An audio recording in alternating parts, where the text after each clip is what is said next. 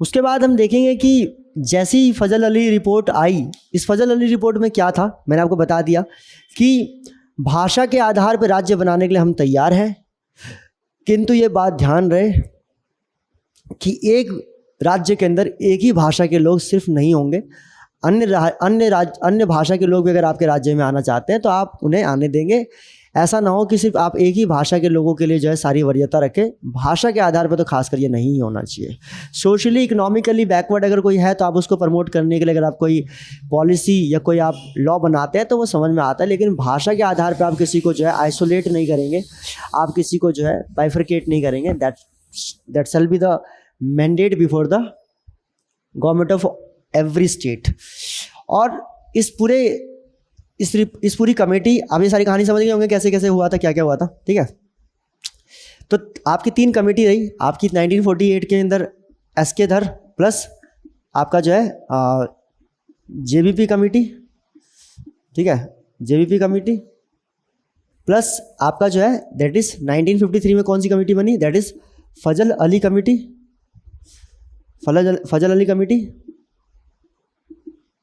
ठीक है, फजल अली कमेटी बनी।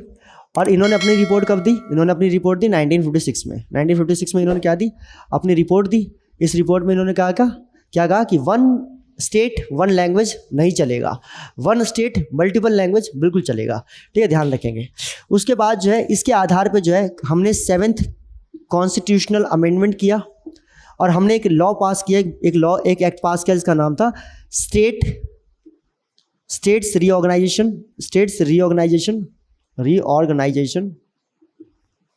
एक्ट 1956। हमने ये पास किया 1956 के अंदर, इसी साल में।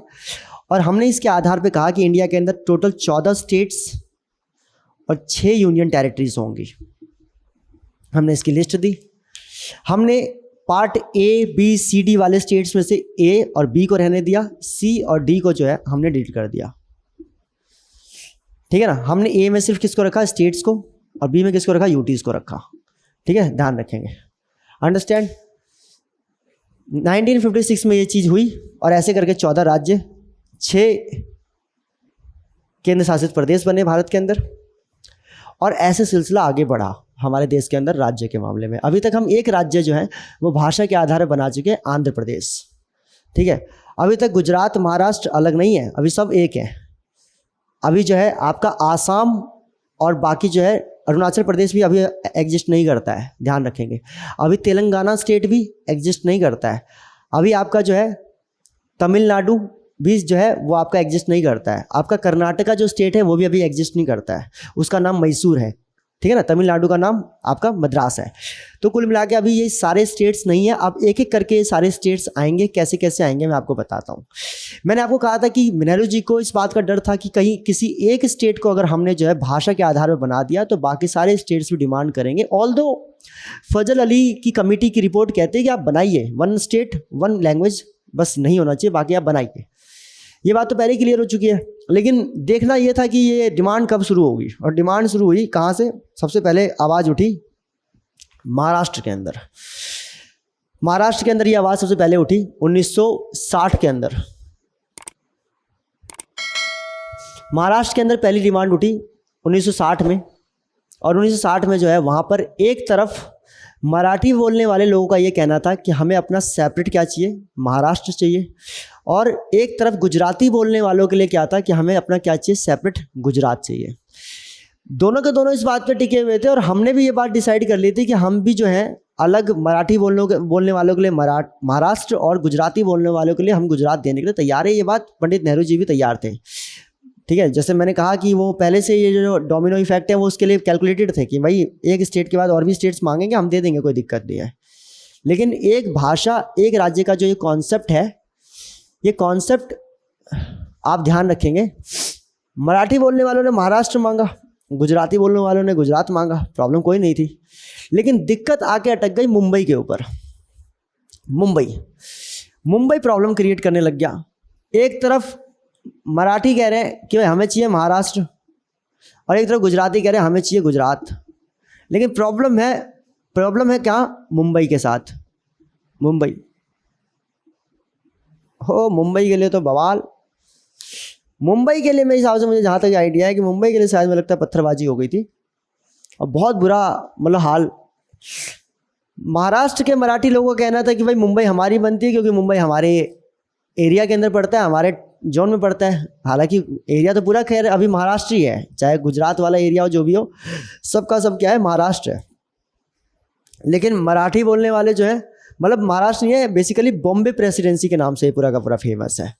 तो महाराष्ट्र की डिमांड हो रही है, लेकिन वो कह रहे हैं बॉम्बे हमारे पास जाएगा। इधर वाले जो है वो क्या है, वो कह रहे हैं कि भाई नहीं, मुंबई बाद में नाम पड़ा था, सॉरी मैं बताना भूल गया था, बॉम्बे। और इधर गुजरात वाले कह रहे हैं कि भाई बॉम्बे, क्योंकि दरअसल बॉम्बे को बॉम्बे बनाने के अंदर सबसे बड़ा कंट्रीब्यूशन गुजरात वालों का है, क्योंकि भाई सारे के सारे बनिए, सारे के सारे बिजनेसमैन, टाटा, बिरला, अंबानी, अदानी, सब वो लगभग जो है उन्होंने ही कहते हैं कि इसे प्रमोट किया। अदानी तो खैर उस टाइम पे नहीं आए, लेकिन मैं ये कहूँगा कि जो आपके जो पुराने जितने भी लोग थे, मतलब जितने भी लोगों को अगर हम देखेंगे इसके अंदर, तो वी कैन फाइंड कि भाई बॉम्बे को बॉम्बे बनाने के अंदर जो है पारसी, या आप एक तरफ से कह सकते हैं कि टाटास, इन लोगों का बड़ा इंपॉर्टेंट योगदान है। और इनकी एक एसोसिएशन है जिसको हम कहते हैं फिक्की। तो फिक्की की डिमांड थी कि भाई बॉम्बे जो है वो ना तो गुजरात के पास जाए, ना ही महाराष्ट्र के पास जाए, बल्कि वो सेपरेट एक जो है स्टेट बने और उस स्टेट के अंदर जो है बिजनेस को प्रमोट किया जाए, उसे इकोनॉमिक कैपिटल का जो है एक मॉडल के रूप में जो है उसे देखा जाए पूरे इंडिया के अंदर। लेकिन ना गुजरात इस बात को मानने के लिए तैयार हुआ, ना महाराष्ट्र इस बात को मानने के लिए तैयार हुआ, और देश में जो है मतलब महाराष्ट्र की वजह से हालात बहुत बेकार हुए, जैसे कि अक्सर महाराष्ट्र जो है चर्चा में रहता ही है। लेकिन इस पर्टिकुलर मोमेंट पे जो है Maharashtra was in the very high voltage. Finally सरकार को कोई ना कोई डिसीजन लेना था। डिसीजन ये हुआ कि गुजरात को जो है सूरत दे दिया जाएगा, सबसे इंपॉर्टेंट लोकेशन है। साथ में जो है गुजरात को कांडला दे दिया गया, कांडला का पोर्ट सबसे बिगेस्ट पोर्ट में आता है, ये भी जो है गुजरात को दे दिया गया। और साथ में जो है आप कह सकते हैं कि गुजरात को गांधीनगर, अहमदाबाद, ये सारे के सारे इलाके दे दिए गए। गांधीनगर को कहा गया कि हम एज ए कैपिटल जो है यहाँ पे इंट्रोड्यूस करेंगे, और मुंबई जो है वो किसको जाएगी, वो महाराष्ट्र को जाएगी। इसका रीज़न है जियोग्राफिकल। तो जियोग्राफिकल रीजन की वजह से मुंबई जो है वो महाराष्ट्र को सौंपना बनता था, और वो उनको मिला भी। ठीक है, बाकी पहले से ये बात क्लियर थी कि मुंबई के अंदर ऐसा तो नहीं है, मतलब उस टाइम पे बॉम्बे नाम था, तो मैं बार बार, आप समझ सकते हैं मैं आज के नाम के हिसाब से बता रहा हूँ। वो 90s के दशक में जो है बॉम्ब मुम हुआ, अदर डन क्या कहते हैं जो है बॉम्बे मुंबई बन गया। डन समझेंगे बात, ध्यान रखेंगे वो चीज़ें। मुंबई बोले तो मुम बोले तो आई, मतलब मराठी लोग जो अपनी माँ को आई बोलते हैं, तो मुम का मतलब हो गया माँ, आई, दैट इज, तो वहाँ से मुंबई बन गया ये। ठीक है ना, बॉम्ब मतलब कि बड़ा भाई लाइक टाइप का, तो क्या ना ना बड़ा भाई नहीं, आई, ठीक है ना, दैट इज ऑल। तो यहाँ पे जो है बॉम्बे फाइनली चला गया किसके पास, महाराष्ट्र के पास। और इस तरह से जो है जो पहले गुजरात और महाराष्ट्र कभी एक हुआ करते थे, वो बाद में जो है 1960s के बाद जो है ये दोनों के दोनों अलग हो गए, और दो स्टेट बने, दो और स्टेट बने, जिसमें से एक बन गया आपका गुजरात, इसकी राजधानी आपको पता है गांधीनगर है, और एक महाराष्ट्र जिसकी राजधानी मुंबई। ठीक, ध्यान रखेंगे। और इस तरह से 14 से अब हम 15वें स्टेट पे पहुंच गए, क्योंकि पहले तो एक ही था, और 14 से हम कहाँ पहुंच गए, 15वें स्टेट में। तो ये पहला स्टेट बना स्टेट रीऑर्गेनाइजेशन एक्ट के आने के बाद 1956 के बाद। उसके बाद कहानी आगे बढ़ती है। सबसे बड़ी प्रॉब्लम अगर पूरे देश के अंदर, अगर आज भी और तब भी अगर जहाँ पे थी या अभी भी जहाँ पर है, जिस फ्रंट पे भारत सरकार कहीं ना कहीं या तो असफल रही है, या कहीं ना कहीं उनकी सफलताएं संपूर्ण तरीके से उनको अभी मिली नहीं है, and that is north east. North east के ऊपर अभी हाल ही में आयुष्मान खुराना की मूवी आई थी, आपने देखी हो शायद, अनेक। आप उस मूवी को जरूर देखें। ठीक है, नॉर्थ ईस्ट बहुत इंपॉर्टेंट कंसर्न है। नॉर्थ ईस्ट सिर्फ 7 या 8 स्टेट को ही नहीं कवर करता, बल्कि उसकी वजह से बंगाल, बिहार, उड़ीसा, इन सारे स्टेट्स के डेवलपमेंट पे भी इम्पैक्ट पड़ता है। कम से कम 10 स्टेट के डेवलपमेंट को अकेला जो है सिर्फ नॉर्थ ईस्ट का जोन देखता है। आपको पता है कि हम जो है, अगर हम देखें नॉर्थ वेस्ट फ्रंटियर से देखें, तो पाकिस्तान और अफगानिस्तान ने हमें ब्लॉक कर रखा है पूरी तरीके से। हम वहाँ से जो है सेंट्रल एशिया से कनेक्ट नहीं हो सकते। लेकिन दूसरा जो अगर हमारा फ्रंट हमारे पास है, that is what, that is north east. North east से जो है हम आसियान कंट्रीज़ के साथ इन्वॉल्व हो सकते हैं, और उसके बाद जो है इंडो पैसिफिक में एक स्ट्रेटेजिक जो है इकोनॉमिक पार्टनरशिप हम क्रिएट कर सकते हैं, चाहे जापान हो, चाहे साउथ कोरिया हो, चाहे ऑस्ट्रेलिया हो, और चाहे यूएसए हो, इन सारे देशों के साथ। तो इसीलिए हमेशा से नॉर्थ ईस्ट बहुत स्ट्रेटेजिक लोकेशन रहा है, लेकिन सरकार पता नहीं क्या कर रही है।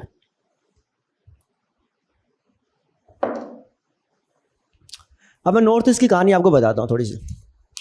नॉर्थ ईस्ट की कहानी के लिए थोड़ा सा पीछे जाना पड़ेगा, क्योंकि भाई मैंने कहा ना भाई, राज्य के बनने की कहानी समझ रहे हैं आप, और राज्य के बनने की कहानी अगर आपको समझ में आ जाएगी तो आपको और बेहतर तरीके से क्लियर होगा कि अच्छा इस राज्य के पीछे का ये सीन है। अगर आप देखेंगे इंडिया के अंदर,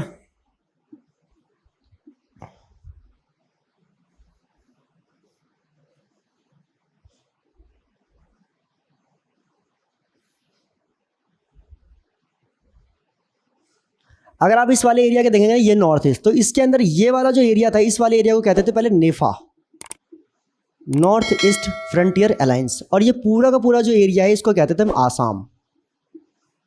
आसाम का पुराना नाम अहोम था, उससे भी पुराना नाम देखेंगे तो कामरूप।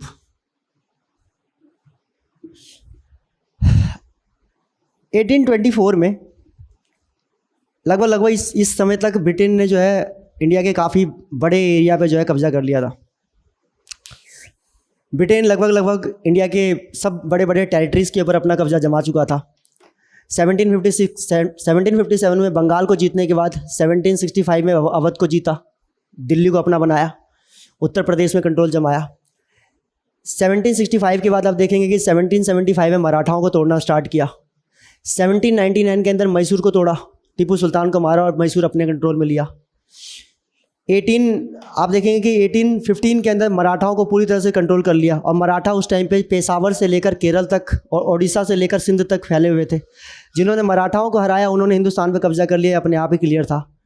अब उसके बाद जो है वो लोग अपने इस वाले एरिया के अंदर जो है ब्रिटेन जो है अपना रूल कर रहा था, और इस वाले एरिया के अंदर नेचुरल रिसोर्सेज प्लस जो भी मनी थी वो सारे के सारे जो है वो यहाँ से इम्पोर्ट करके जो है एक्सपोर्ट करके जो अपने देश में भेज रहा था। सारी की सारी जो भी रॉ मटेरियल्स, जो भी नेचुरल रिसोर्सेज थे, उसको इस वाले एरिया से कोई मतलब नहीं था, क्योंकि ये एरिया पूरी तरीके से फॉरेस्ट एरिया रहा है। आपने कभी अगर हिस्ट्री के अंदर अगर कुतुबुद्दीन ऐबक या मोहम्मद गोरी का के बारे में पढ़ा हो, तो कुतुबुद्दीन ऐबक का जो एक सेनापति हुआ करता था बख्तियार खलजी। बख्तियार खलजी जब कहते 17 लोगों के साथ इसने पूरा का पूरा यूपी, बंगाल, बिहार सब लूट लिया था, 17 लोगों के साथ। दुनिया के इतिहास में ऐसा कोई हादसा आज तक नहीं हुआ कि 17 लोगों ने मिलकर 3-3 बड़े बड़े राज्य, और मैं बंगाल का मतलब आज का मौजूदा बंगाल नहीं कह रहा, सिर्फ उस वक्त का बांग्ला, मतलब कि उस वक्त का जो ये आज जो बांग्लादेश है वो भी, ये पूरा एरिया 17 लोगों ने मिलकर इस पूरे एरिया को लूट लिया था। और वो नॉर्थ ईस्ट की तरफ निकल गया महत्वाकांक्षी इंसान। और बताते कि नॉर्थ ईस्ट के बारे में ऐसा कहा जाता है कि वहाँ सिर्फ जाने वालों के पैरों के निशान दिखते हैं, आने वालों के कभी नहीं दिखे। ऐसे एरिया में घुस गया, बाद में कभी दिखा ही नहीं। ये वही बख्तियार खलजी है जिसने नालंदा और तक्षशिला को, आपका विक्रमशिला को जलाया। तो ये पूरा एरिया हमेशा से फॉरेस्ट वाला एरिया रहा, ब्रिटेन का कभी यहाँ पे इंटरेस्ट नहीं रहा। आप देखेंगे कि हिंदुस्तान की आज़ादी के अंदर भी इनका कोई कंट्रीब्यूशन नहीं है ज़्यादा, इक्का दुक्का नाम सुनेंगे आप इनके लोगों का। रीज़न ये है क्योंकि ये ज़्यादातर ये आदिवासी लोग हैं, ज़्यादातर ये लोग जो है अपने पुराने तौर तरीके से रहना पसंद करते हैं। इसी में जो है एक उस टाइम पे किंगडम हुआ करता था, इसका नाम था अहोम डायनेस्टी। और अहोम डायनेस्टी के बगल में यहाँ पे हुआ करती थी बर्मा डायनेस्टी। बर्मा जो आज मतलब म्यांमार है, उसका पुराना नाम हुआ करता था बर्मा। कभी आप सुनेंगे कि बर्मा में भेज दिया गया था आपका बाल गंगाधर तिलक को 1908 में जेल में, या बहादुर शाह जफर को आपने सुना होगा कि 1857 की क्रांति के बाद भेजा गया था। तो ये बर्मा जो है अक्सर ये अटैक कर दिया करता था। और आसाम जो है इसके पास इतनी बढ़िया आर्मी उस टाइम पे थी नहीं, आर्मी अच्छी थी लेकिन उतनी बढ़िया भी नहीं थी कि ये बिल्कुल उस पर कंट्रोल कर सके, और ये बिल्कुल मूल में बैठा हुआ था, इन्होंने पूरा कंट्रोल कर लिया। इम्फाल से लेकर आपका लगभग आप देखेंगे अगरतला, ये सारा का सारा एरिया इन्होंने कंट्रोल कर लिया। और धीरे धीरे करके जो है ये अहोम डायनेस्टी के अंदर घुसने लग गए। अहोम वालों को डर लग गया कि भाई करे क्या। ब्रिटेन उस टाइम में बड़ी आर्मी लेके बैठा हुआ था। इससे पीछे वाला इलाका जो था चाइना वाले इलाके में ब्रिटेन आ चुका था। उसने ब्रिटेन से मदद मांगी कि सर आप हमारी मदद करें, बदले में ये जो है हम आपकी टेरिटरी में कभी एंटर नहीं करेंगे, आप हमारी टेरिटरी में कभी मत आना, दैट इज़ ऑल। ये एग्रीमेंट हुआ कि मतलब एक फ्रेंडशिप के लिए एग्रीमेंट दिया गया कि हम मुसीबत में हमारी हेल्प करो। ब्रिटेन ने सोचा कि यार ठीक है यार, ठीक है। उनकी नज़र थी बर्मा पे, क्योंकि बर्मा जो है वो आप म्यांमार जो है वो टिम्बर के लिए बड़ा फेमस है। टिम्बर के लिए जो है बर्मा जो है वो बहुत ही मतलब कि आपकी कंस्ट्रक्टिव जगह। यहाँ पे अराकान माउंटेन्स पड़ता है, अराकान माउंटेन्स के पास में आपका इलाका जो है वहाँ पे बहुत सारे क्या कहते हैं आप देखेंगे पेड़ पौधे बहुत मिलते हैं। तो इसी वजह से जो है यहाँ पर जो है टिम्बर बहुत अच्छा मिलता है। तो उन्होंने सोचा कि टिम्बर हमें यहाँ से मिल जाएगा, हम हरा देंगे इसको जो कुछ भी है। इन्होंने यही किया। 1824 के अंदर आप देखेंगे पहला एंग्लो बर्मिस वॉर, कभी आप हिस्ट्री में पढ़ेंगे तो आप देखेंगे कि एंग्लो बर्मिस वॉर के नाम से एक वॉर है। एंग्लो मतलब ब्रिटेन और बर्मीज मतलब बर्मा। किसकी तरफ से लड़ रहे हैं? अहोम डायनेस्टी की तरफ से लड़ रहे हैं ये लोग। और ये 2 साल तक चलता है। 2 ही साल में ब्रिटेन जो है इन्हें चित कर देता है, ख़त्म कर देता है, और अहोम को जो है बर्मा के प्रकोप से जो है बचा कर लेके आ जाता है। उसके बाद अहोम डायनेस्टी के राजा एक बार कहते हैं कि आपने हमारे साम्राज्य को बचा लिया, हम चाहते हैं कि एक बार हमारे यहाँ पे आप दावत पे आए, आप हमारे साथ चाय पे बैठे, हमारी चाय बड़ी फेमस है। वो वहाँ पे गए, उनको लगा होगा कि नॉर्मल चाय वाली बात कर रहा है, भाई भारत के लोग चाय बहुत पीते हैं स्टार्टिंग से ही। जब वो नॉर्थ ईस्ट में एंटर हुआ और जब उसने आसाम के चाय के बागान देखे तो उसका तो दिमाग ही पागल हो गया। उस टाइम में वाइसराय मेरे हिसाब से जो है बेंटिक, लॉर्ड विलियम बेंटिक हुआ करते थे शायद, वही थे। विलियम बेंटिक एकदम देख के पागल हो गए कि यार ये तो सोने की खदान मिल गई। क्योंकि आपको पता होगा कि यूरोप क्या है, यूरोप जो है आपका आर्कटिक सर्कल में है, मतलब ट्रॉपिक ऑफ कैंसर से ऊपर है, तो वहाँ पे ठंडी ज़्यादा पड़ती है, और जहाँ ठंडी ज़्यादा पड़ती है वहाँ पे चाय कॉफ़ी की डिमांड ज़्यादा होती है। वो दुनिया भर में कॉफ़ी और चाय के लिए जो है लैंड ढूंढ रहा था। सबसे जो बेस्ट लैंड है दुनिया के अंदर वो ब्राज़ील है, लेकिन ब्राज़ील पे ऑलरेडी जो है पुर्तगाल का कब्जा था, और पुर्तगाल से इनकी डीलिंग हो चुकी थी कि पुर्तगाल जो है वो इनके टेरिटरी में एंट्री नहीं मारेगा, ब्रिटेन की टेरिटरी में, चाहे वो ये वाला इलाका इंडिया हो, चाहे अनडिवाइडेड मतलब कि इंडियन सब कॉन्टिनेंट हो या चाइना हो, इस पूरे इलाके में नहीं जाएगा, वो घुसपैठ नहीं करेगा। आप ब्राज़ील मत घुसपैठ करना, वरना फिर वो नॉर्थ अमेरिका में जो आपकी कॉलोनीज है उसको डिस्टर्ब करेगा। तो इसकी वजह से ब्रिटेन की नॉर्थ अमेरिका की कॉलोनी जा भी चुकी थी हाथ से। तो इस चक्कर में उसको लगा कि हमें यार चाय की बड़ी डिमांड है, और चाय हम लाए कहाँ से? उसको इसमें चाय पत्ती के बागान दिख गए। बस उसकी नीयत वहीं ख़राब हो गई, और इसी नीयत ख़राब होने की वजह से क्या किया, जिस अहोम डायनेस्टी की उसने रक्षा की थी, जिसको उसने बचाया था, बाद में उसी अहोम डायनेस्टी को जो है डिप्लोमेसी के माध्यम से उसने कंट्रोल में ले लिया, और वहाँ पे अहोम डायनेस्टी को ख़त्म किया, और यहाँ पे ब्रिटेन ने अपना झंडा फहरा दिया। ठीक है ना, ब्रिटेन अपना झंडा फहरा कर जो है यहाँ पे बैठ गया, दिस इज़ ब्रिटेन, कि भाई हम अब यहाँ पे आ चुके हैं। और यहाँ पे 1826 से लेकर आप देखेंगे कि 1826 से लगातार जो है इस पूरे एरिया में कंट्रोल रहा। ब्रिटेन ने इंडिया के हर टेरिटरी के अंदर हर बंदे को जाना अलाउड रखा, लेकिन नॉर्थ ईस्ट के अंदर किसी को नहीं घुसने दिया। क्या कह के कि यहाँ के लोग बहुत मासूम हैं, यहाँ के लोग आदिवासी लोग हैं, ये शहरी लोगों की तरह नहीं है। तुम लोग अगर यहाँ पे जाओगे तो यहाँ के लोग जो है, इन लोगों के अंदर जो है मतलब एक इन्फीरियर कॉम्प्लेक्सिटी की फीलिंग आएगी, और कहीं ना कहीं वो आप पे आक्रमण करेंगे, आपका ही नुकसान कर देंगे। तो बेटर है कि इस एरिया में मत जाओ। और इस पूरे के पूरे एरिया को ब्लॉक कर दिया। और इस पूरे के पूरे एरिया में होता क्या था, इस पूरे एरिया के अंदर वही हाल था जो KGF के अंदर चल रहा था, कि वहाँ से सोना निकाल रहे हैं और सोना जो है बेचा जा रहा है, और पता ही नहीं है भारत सरकार को कि क्या चल रहा है। रवीना टंडन जी क्या कहते हैं कि this is not a national issue, इन छोटे मोटे इश्यूज़ को आप खुद देखो।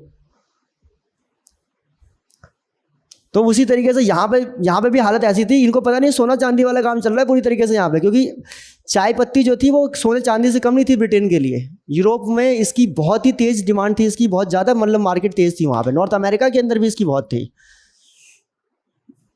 आप देखोगे बोस्टन टी पार्टी के नाम से ब्रिटेन कहीं युद्ध लड़ चुका है अमेरिका के अंदर भी, इसी चाय पत्ती के नाम पे। और इसने यहाँ के एरिया के अंदर किसी को भी जाने से अलाउड करना बंद कर दिया। इसको सेंसिटिव जोन में कन्वर्ट कर दिया।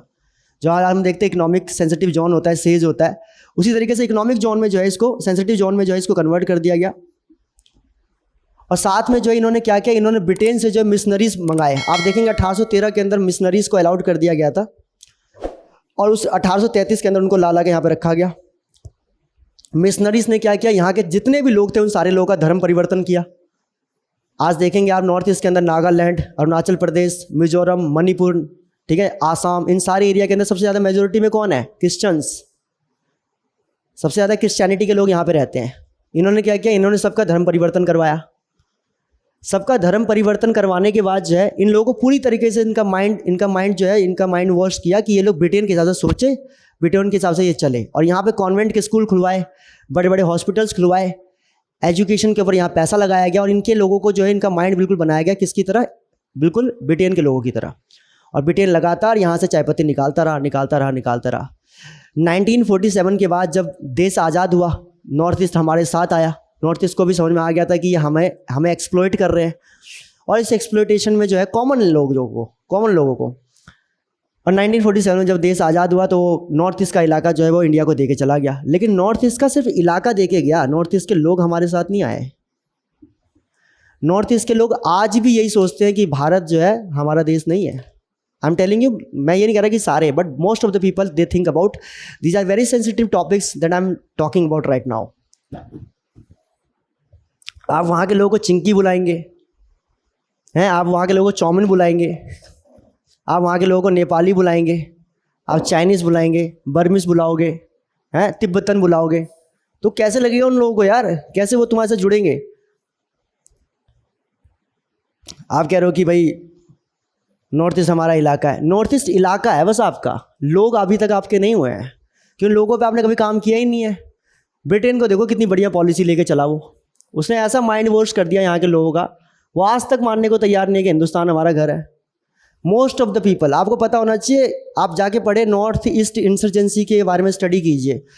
आज नॉर्थ ईस्ट के हर स्टेट, मतलब आज तो खैर, अब तो खैर काफ़ी रिबेलियन ग्रुप्स जो हैं वो लोग टेबल पे आए हैं बात करने के लिए भारत सरकार के साथ। लेकिन अगर मैं बोलूँ कि 70 का ज़माना, ये आसफा जो है, आर्म्ड स्पेशल पावर्स क्या कहते जो है आपका AFSPA, army special power force act, ये जो आसफा एक्ट लगाया था आपने 1957 के अंदर, किसकी वजह से लगाया गया ये?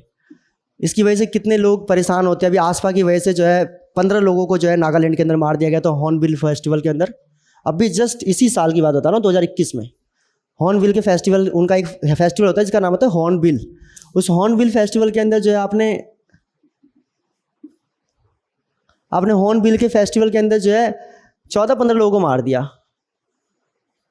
वो लोग अक्सर आसपा की वजह से जो है, आसपा की वजह से एक लड़की, आप देखिए वो शर्मिला नाम है उस लड़की का, उस लड़की ने पूरी ज़िंदगी खपा दी इस आसपा को हटाने के लिए, उसके भाई को मार दिया था ये आसाम राइफल्स वालों ने।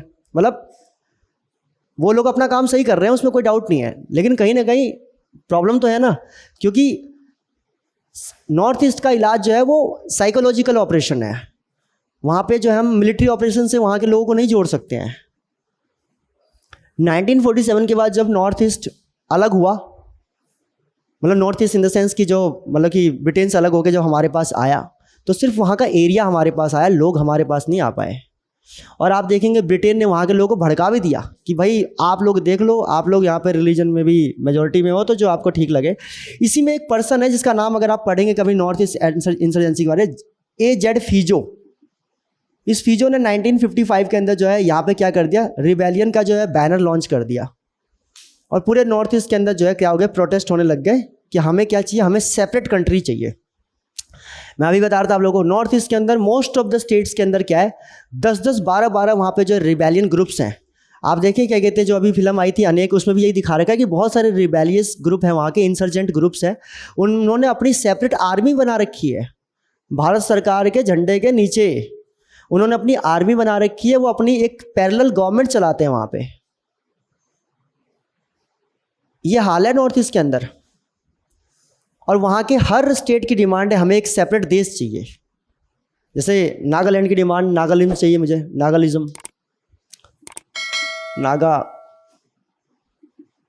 Nagalim.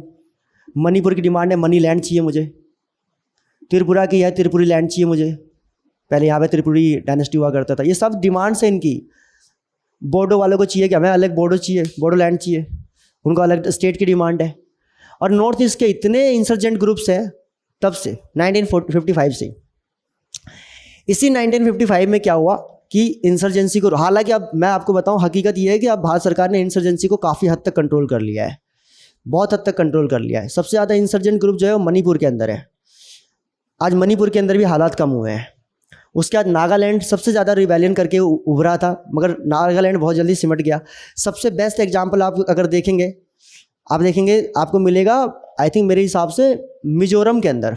Mizoram is the one of the best state in the north east, जिसने बहुत ही पॉलिटिकल सॉल्यूशन निकाला, पॉलिटिकल एक बेस्ट जो है सॉल्यूशन निकाला कि किस तरीके से जो है आपका जो इस इंसर्जेंसी को रोका जाए। क्योंकि भाई आर्मी के लोग मरते हैं तो उनके भी लोग मरते हैं, उनके लोग मरते हैं तो आर्मी के लोग भी मरते हैं, हमारा भी नुकसान होता है। तो दोनों के दोनों टेबल पे आए, भारत सरकार भी टेबल पे आई, वो भी टेबल पे आए, और टेबल पे बात हुई है कि हाँ ठीक है। अब वहाँ पे काफ़ी हद तक आप सुनेंगे, शायद क्या कहते हैं, अजीत डोभाल के बारे में सुनेंगे। अजीत डोभाल का ऑपरेशन था इस स्टेट के अंदर, मिजोरम में, और उन्होंने किस तरीके से जो है यहाँ पे इंसर्जेंसी को ख़त्म किया था। आप इसके लिए एक काफ़ी सारी वीडियोस हैं यूट्यूब पे, मैंने एक वीडियो देखी थी, विवेक बिंद्रा जी की वीडियो थी, आप उस वीडियो को प्रेफर करना, उसमें अच्छी कहानी बता रखी है उन्होंने, काफ़ी अच्छी तरीके से मतलब कि उन्होंने एक्सप्रेस कर रखा है। तो ये दिस इज़ द स्टोरी। अब यहाँ पे क्या हुआ कि नॉर्थ ईस्ट के अंदर सबसे ज़्यादा जो डिमांड में आया वो कौन आया, आपका नागालैंड। इन्होंने क्या बना दिया, नागा, अबे यार नागा काउंसिल बनाया था, नेशनल नागा काउंसिल, शायद नागा नेशनल काउंसिल, हाँ Naga national council, sorry NNC, Naga national council इन्होंने बनाया 1955 में AZ फिजो के नेतृत्व में। और उन्होंने कहा कि हमें क्या चाहिए, हमें चाहिए एक सेपरेट देश। और उसकी वजह से जो है 1957 में हमें क्या लाना पड़ा, आसपा। और आसपा आज कहाँ लगा हुआ है, कश्मीर में। हालांकि कुछ स्टेट्स में यहाँ भी लगा हुआ है, लेकिन अभी जस्ट ये आपका फरवरी में या क्या कहते हैं मार्च में जो है होम मिनिस्ट्री के अंदर आता है। तो होम मिनिस्ट्री ने अभी हाल ही में जो है कई सारे स्टेट्स के अंदर से कई डिस्ट्रिक्ट से हटा लिया है, बल्कि आसाम के अंदर तो अब सिर्फ 2-3 डिस्ट्रिक्ट के अंदर है आसपा, बाकी लगभग सबसे हटा लिया है। और ज़रूरी भी है, ठीक है। साइकोलॉजिकल ऑपरेशन से ऐसी चीज़ें टैकल होती है, ऐसी चीज़ों को साइकोलॉजिकल ऑपरेशन से हम खत्म कर सकते हैं, डेवलपमेंट से खत्म कर सकते हैं। आप डेवलपमेंट तो करके देखो, अगर आप देखेंगे ना कनेक्टिविटी के मामले में नॉर्थ ईस्ट का इतना बुरा हाल है, जिस नॉर्थ ईस्ट के ऊपर हम कहते हैं कि इसको हम जो है कनेक्ट करेंगे आपका मतलब जो है आसियान कंट्रीज के साथ, कैसे कनेक्ट करेंगे जब तक नॉर्थ ईस्ट का डेवलपमेंट नहीं होगा। नॉर्थ ईस्ट के डेवलपमेंट की वजह से पूरा का पूरा जो हमारा जो ये बेल्ट है ना, ये पूरा का पूरा बेल्ट हमारा जो है एकदम स्ट्रांग हो सकता है। आपका जो है नागालैंड से लेकर, और मैं बोलूँ अगर आप लोगों को बिहार तक का, जो बिहार तक में जो अंडर डेवलपमेंट फैला हुआ है, वो पूरा का पूरा अंडर डेवलपमेंट हमारा वहाँ से जो है ठीक हो सकता है। और सरकार ये बात बहुत बेहतर तरीके से जानती है। मैं क्या बताऊँगा, 1992 में जब IK गुजराल हुआ करते थे, तब उन्होंने कहा था कि भाई लुक ईस्ट पे हमें देखना चाहिए। मोदी जी आए 2014 के बाद, तो हमने कहा कि यार लुक बहुत हो गया, अब एक्ट करो। हम एक्ट ईस्ट पॉलिसी लेके आए, लेकिन कितना काम हुआ है कितना नहीं हुआ है, वही तो खैर भारत सरकार खुद ही जानेगी। ओके, उसके बाद अगर हम आगे बढ़े तो 1957 में ये जो है आसपा लाया गया और किसी तरह कंट्रोल किया गया, लेकिन फिर भी जो है इन्होंने सेपरेट डिमांड नहीं रखी। बाद में आप देखेंगे कि AZ फिजो के प्रति जो है कार्रवाई करनी पड़ी, फिर वो इंडिया से भाग गया ब्रिटेन, और पता नहीं किस देश में चला गया। और उसके बाद जो है यहाँ पर डॉक्टर इनलांगो हुआ करते थे, इनलांगो के साथ जो है हमने डील किया, और फाइनली जो है हमने 1 दिसंबर 1963 को हमने नागालैंड के बढ़ते हुए इस मांग को जो है हमने एक्सेप्ट किया, और 1 दिसंबर 1963 को हमने नागालैंड को एक सेपरेट स्टेट बना दिया। आसाम से पहला जो राज्य जो अलग हुआ, दैट वाज नागालैंड। 1 दिसंबर 1963 में Nagaland became the separate state from the Assam. 13वें कॉन्स्टिट्यूशन अमेंडमेंट के तहत हमने जो है इसको अलग किया था। हालांकि इससे पहले भी 2-3 स्टेट्स और 2-3 चीज़ें और हैं, जैसे कि आप देखेंगे दमन दीव को हमने जो है 1961 में क्या कहते हैं ऐड ऑन किया था। साथ में हमने गोवा को 1961 में ऑपरेशन विजय के तहत जो है लेकर आए थे 10वें कॉन्स्टिट्यूशन अमेंडमेंट से, तो ये ध्यान रखेंगे। तो हमने देखा कि 1960 के अंदर हमने गुजरात को महाराष्ट्र से अलग करवाया, 1961 के अंदर गोवा को हम लेके आए ऑपरेशन विजय के तहत 10वें कॉन्स्टिट्यूशन अमेंडमेंट से। 1961 में हमने दमन दीव इन सबको भी लेकर आए, आई थिंक 12वां कॉन्स्टिट्यूशन अमेंडमेंट है। 1963 में जो है 1 दिसंबर 1963 को हम जो है हमने नागालैंड बनाया आसाम से अलग करके। उसके बाद देखेंगे 1966 के अंदर मैं आपको पेप्सू की कहानी बताऊंगा। अब Punjab and east Patiala state union पहले एक ज़माने में हुआ करता था, जो आज का मौजूदा हरियाणा है, जो हिमाचल प्रदेश है, और जो पंजाब है, और जो चंडीगढ़ है, ये सब मिलाकर पहले पेप्सू के नाम से जाना जाता था। और हमारे 14 स्टेट्स में से एक स्टेट जो है वो पेप्सू है।